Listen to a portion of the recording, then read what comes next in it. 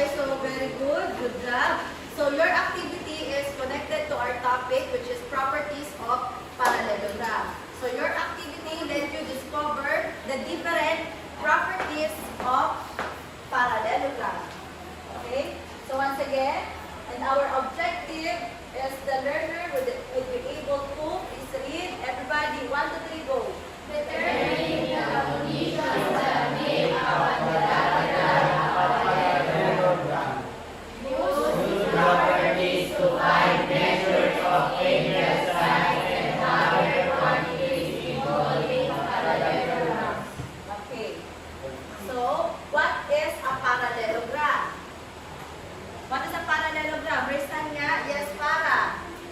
It's a quadrilateral which covers of parallel sides. Okay, continue with 2 pairs of parallel sides. Okay, as you can see, we have here parallelogram. 2 pairs, ito yung first, and then second. Okay, so can you name this parallelogram? What is the name of this parallelogram? Raise hand. Yes, Lorraine.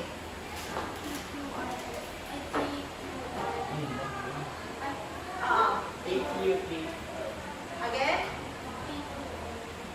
Okay, so very good. This is parallelogram PQTR